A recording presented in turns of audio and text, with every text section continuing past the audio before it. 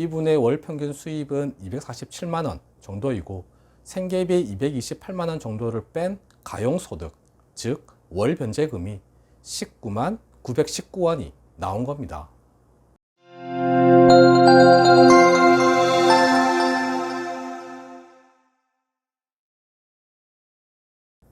안녕하세요. 노태우 변호사입니다. 이전에 올려드린 영상 중에 법정 최저 변제율로 개인의 생을 진행한 사례를 소개해 드린 적이 있습니다. 오늘은 소득이 상당히 있음에도 월 변제금 자체가 매우 적은 사례를 소개해 드리겠습니다. 월 변제금이 19만원입니다. 바로 소개해 드리겠습니다. 우선 의뢰인의 채무증대 경위는 주식이나 코인 등과 같은 사행성 채무가 아니었습니다. 생활비 부족으로 인한 은행권 대출이 가장 큰 금액이었습니다. 2018년도 대출이었고요. 작은 사업을 하셨는데 사고로 한쪽 눈을 실명하게 되신 분이었습니다. 실명으로 사업을 접으셔야 했기 때문에 채무에는 미납건강보험료와 세금도 있었습니다.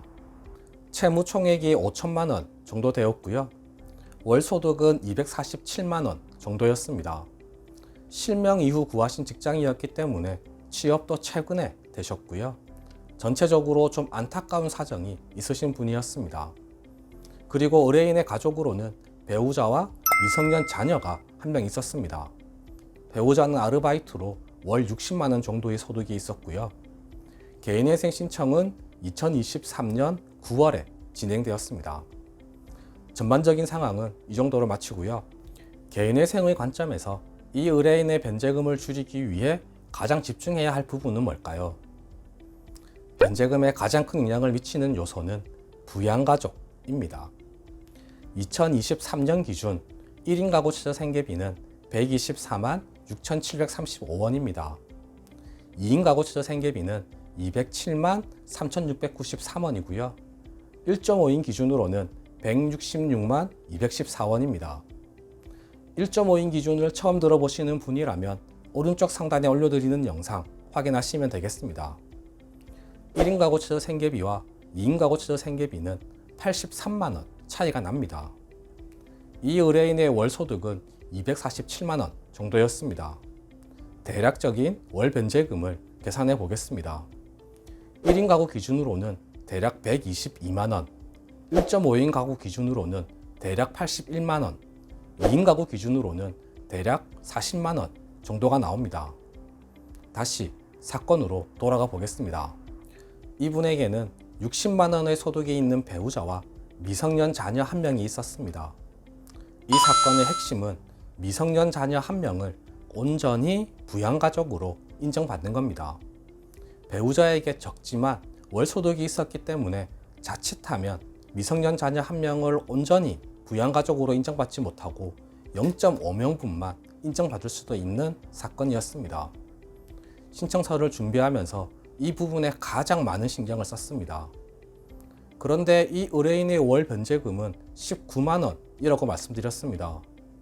미성년 자녀 한 명을 온전히 부양가족으로 인정받더라도 2인 가구 기준 월 변제금이 대략 40만원 정도가 나온다고 말씀드렸습니다. 21만원을 더 줄일 수 있었던 건데요. 어디일까요?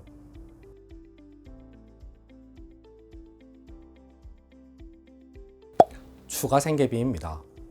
구체적으로는 주거비입니다. 추가 생계비에 대해서도 설명해드린 영상 오른쪽 상단 링크 확인하시고요. 이분의 월세 중 50%인 21만원을 주거비 항목으로 추가 생계비를 신청했습니다. 최저 생계비에는 가구 수에 따른 주거비가 이미 포함되어 있습니다. 이분의 월세는 42만원이었습니다.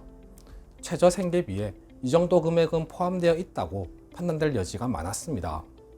더구나 미성년 자녀를 온전히 부양가족으로 인정해 달라고 하면서 또 주거비를 추가 생계비로 인정해 달라는 것이었기 때문에 확신을 가지지는 못했습니다. 그래도 최선을 다해 진행했고 다행히 인정받을 수 있었습니다. 변제계획안 보여드리겠습니다. 개시결정까지 받은 변제계획안입니다. 보시면 채무자 및 피부양자로 2명이 되어 있습니다. 저희 의뢰인과 미성년 자녀입니다. 그리고 조정된 생계비가 월 228만 3,693원인데요. 이 금액이 바로 2인 가구 최저 생계비 207만 3,693원에 추가 생계비로 인정된 주거비 21만 원을 더한 금액입니다. 변제 기간은 36개월이고요. 이분의 월 평균 수입은 247만 원 정도이고 생계비 228만 원 정도를 뺀 가용소득, 즉 월 변제금이 19만 919원이 나온 겁니다. 다음 내용 보시면 채무 총액은 5,006만 원 정도, 총 변제액은 687만 원 정도이고요.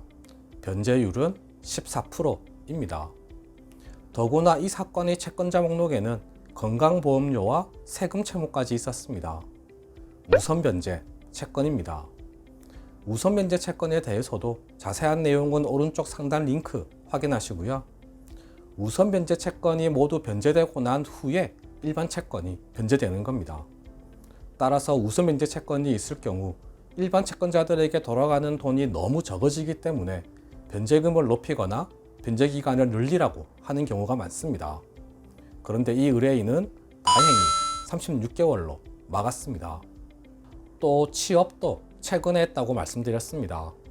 최근에 취업했을 경우에는 조건부 인가가 나올 수도 있습니다. 조건부 인가에 대해서도 자세한 내용은 오른쪽 상단 링크 확인하시고요. 오늘 링크가 많은데요. 그만큼 채무자에게 불리했던 이슈가 많았고 또 잘 피해갔다는 의미이기도 합니다. 모든 링크는 동영상 설명과 고정 댓글에 남겨드리겠습니다. 이분은 최근에 취업했음에도 불구하고 조건부 인가도 나오지 않았습니다. 이렇게 개시결정까지 나왔고요. 이제 특별한 일이 없는 한 이대로 인가까지 받을 것으로 예상됩니다. 법원에서는 채무자 또는 저희와 같은 채무자의 대리인이 요구하지 않는 것을 알아서 챙겨주지는 않습니다. 솔직히 저희 입장에서는 부양가족도 0.5명분으로 계산하고 추가 생계비 요청하지 않으면 편하게 사건을 진행할 수 있습니다.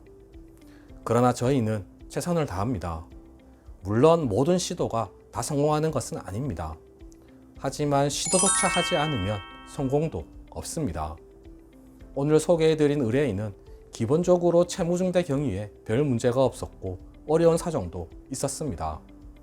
이러한 점들과 저희의 노력이 합쳐지면 이렇게 좋은 결과가 도출될 수 있다고 생각합니다. 의뢰인도 정말 좋아하셨고요.